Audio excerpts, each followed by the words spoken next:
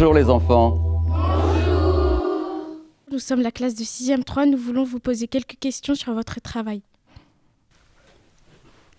Mon prénom c'est Zainab. C'est quoi la communauté urbaine? Donc la communauté urbaine, c'est le rassemblement de 50 communes qui ont décidé de mettre en œuvre des compétences ensemble. Et parmi ces compétences, nous avons par exemple le développement économique, nous avons la gestion des déchets, nous avons la gestion de l'eau, beaucoup d'autres choses encore. Et ces 50 communes désignent des représentants. Donc la plus grande commune, c'est celle de Caen, et puis la plus petite, c'est celle de Villon-les-Buissons. Et donc il y a des représentants dont je fais partie et qui représentent leur commune au sein de la communauté urbaine. Je m'appelle Saïd. Quelles sont vos responsabilités au sein de la communauté urbaine? Alors au sein de la communauté urbaine, je suis vice-président et je m'occupe de plusieurs sujets, en particulier les déchets et l'énergie. À quoi sert-elle? Sur la question des déchets, ce sera organisé ce qu'on appelle la collecte des déchets, c'est-à-dire les rassembler dans des endroits dans lesquels ils vont pouvoir être collectés avec des véhicules. Et puis ensuite, ils vont être traités, c'est-à-dire soit triés, soit brûlés. Et puis ça peut être aussi enfoui. On le fait de moins en moins et tant mieux dans d'autres endroits pour que les choses soient traitées. Comment avez-vous débuté votre carrière en tant qu'élu? J'ai débuté il y a très longtemps, en 1989. En devenant conseiller municipal de la commune de Fleury-sur-Orne. Bonjour, je m'appelle Talia. Quels sont vos objectifs en tant qu'élu? D'abord que les déchets soient les mieux traités possible, mais aussi d'essayer de réduire les déchets et surtout qu'ils soient les mieux valorisés possible. L'idéal, c'est de pouvoir les réemployer à autre chose.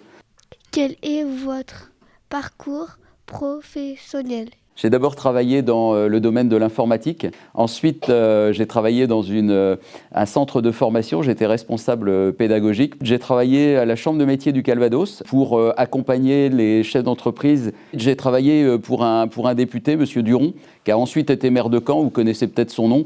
Et ensuite, j'ai rejoint un établissement qui s'est transformé plusieurs fois jusqu'à maintenant. Et j'y suis toujours, qui était l'ANPE, qui est devenu Pôle emploi, et aujourd'hui qui s'appelle France Travail. Je m'appelle Osaïe. En tant que citoyen, quelle est votre pratique de recyclage? Alors, en tant que citoyen, j'essaie de mettre en œuvre les préconisations de Caen-la-Mer. Je pense que c'est important qu'individuellement, les uns et les autres, et moi en tout cas, je me donne cette responsabilité, eh bien j'essaie de fonctionner de cette manière et donc d'appliquer les consignes de Caen-la-Mer pour à la fois limiter le nombre de déchets et quand on en a, les trier le mieux possible. Je m'appelle Asna. À votre avis, quelles sont les principales difficultés du recyclage pour une communauté urbaine comme celle de Caen-la-Mer? Le principal frein au recyclage, c'est le mauvais tri. C'est la raison pour laquelle il faut bien faire attention aux consignes qui sont données. Il y a des documents, il y a des calendriers sur lesquels on a le rappel des consignes de tri, etc. Il y a d'autres freins qui sont, est-ce qu'on fait toujours le choix d'utiliser les produits qui sont tous les plus recyclables? Et puis ensuite, il peut y avoir des difficultés parce qu'il y a des produits, par exemple le polystyrène, qu'on ne sait pas aujourd'hui recycler. Donc il y a encore des progrès à faire dans la capacité à recycler tel ou tel produit. Bonjour, je m'appelle Hussein. Pour Caen-la-Mer, quels sont les objectifs du recyclage? Ce que l'on souhaite faire, c'est une valorisation de 100% de ce que l'on produit. Par exemple, là où on est encore en limite de valorisation ou de recyclage, c'est quand on procède à ce qu'on appelle de l'enfouissement. Là-dessus, on est en train de réduire les choses et bientôt, ce sera interdit de procéder à de l'enfouissement pour beaucoup de produits. Nous augmenterons notre capacité à recycler ou à valoriser. Pouvez-vous nous dire combien de déchets est ramassé chaque semaine à Caen? Globalement, nous avons 110 000 tonnes de déchets qui sont ramassés sur une année. Donc par semaine, il faut diviser par 50. Et sur Caen, il faut réduire de moitié à peu près. Je n'ai pas le chiffre exact en tête par rapport à une semaine. Ça, c'était une colle.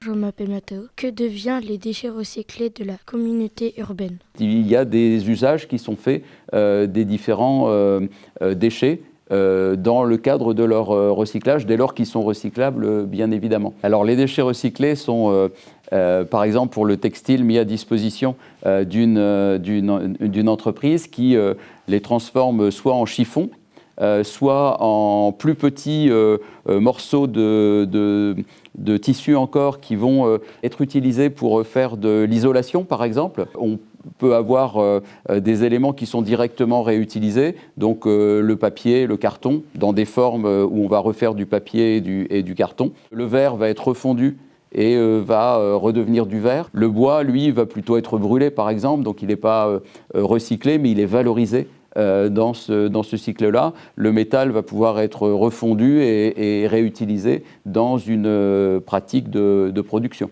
Elisa, avez-vous des projets pour améliorer le recyclage à Caen ? Ces projets portent sur la création de nouvelles déchetteries, d'inciter les gens à toujours mieux trier. Récemment, nous avons eu la création d'une filière. Alors, on appelle ça une REP, responsabilité élargie du producteur, c'est-à-dire que les gens qui produisent des biens doivent prendre en charge leur recyclage ou leur valorisation, qui concerne le mobilier de jardin, un certain nombre de jouets, et qui maintenant permettent dans les déchetteries de ne plus les mélanger à d'autres choses qui vont être moins valorisées, mais de faire un tri à part et de pouvoir les valoriser très favorablement. Et nous travaillons avec d'autres collectivités, par exemple à la création d'un centre de tri. Donc tout ce qu'on met dans les poubelles jaunes va aller vers ce centre de tri qui sera lui aussi installé à Colombelles, dans le cadre d'un ensemble qu'on appelle Normanterie, alors qu'aujourd'hui nos déchets sont triés également, mais partent vers Le Mans, vers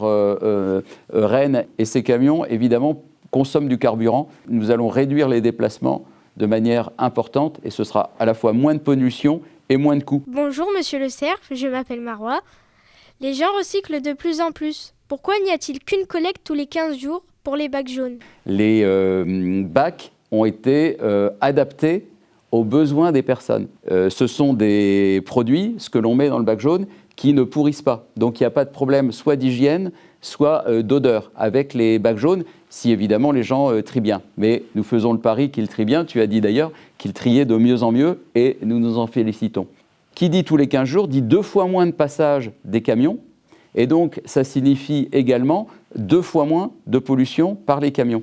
D'ailleurs, nous réfléchissons au fait de pouvoir, dans les années qui viennent, réduire le nombre de passages des camions pour les bacs gris, parce qu'on s'aperçoit que les bacs gris ont très peu de choses maintenant, puisque les gens font du bon tri, et que d'autre part, nous avons de nouveaux dispositifs de tri, comme le tri à la source des biodéchets, qui permet d'enlever les biodéchets, tout ce qui est autour du repas, du bac gris également. Bonjour, je m'appelle Sébrine. À votre avis, quel est le meilleur moyen de sensibiliser les gens sur l'importance du recyclage ? La sensibilisation dans les familles, elle vient par les enfants.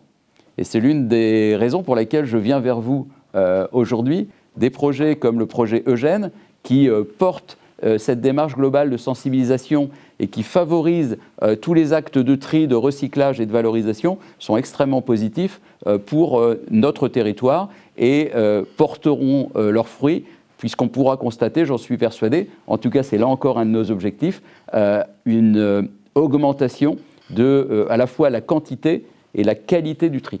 Demain, vous serez des adultes et vous aurez de plus en plus à prendre des décisions. Et en matière de recyclage, quand on achète quelque chose, encore une fois, je l'ai dit, mais j'y insiste, quand on achète quelque chose, quand on décide de trier bien, quand on s'équipe d'une poubelle en plus, par exemple, ça paraît tout simple, mais si tout le monde le fait, eh bien ça change tout parce qu'on peut mieux trier les choses. Eh bien c'est dans le quotidien, c'est tous les jours qu'on favorise le tri, le recyclage et la valorisation. Ce n'est pas une grande décision qu'on prend un jour, c'est tous les jours et il faut recommencer parce qu'on l'a fait la veille, mais le lendemain, il faut encore le faire, le jour même. Et c'est de cette manière-là. Donc, je vais vous dire la grande confiance que j'ai en vous parce que c'est vous qui allez faire demain, c'est vous qui allez faire la meilleure qualité de tri et la capacité que nous aurons à vivre dans un monde moins pollué. Au revoir les enfants.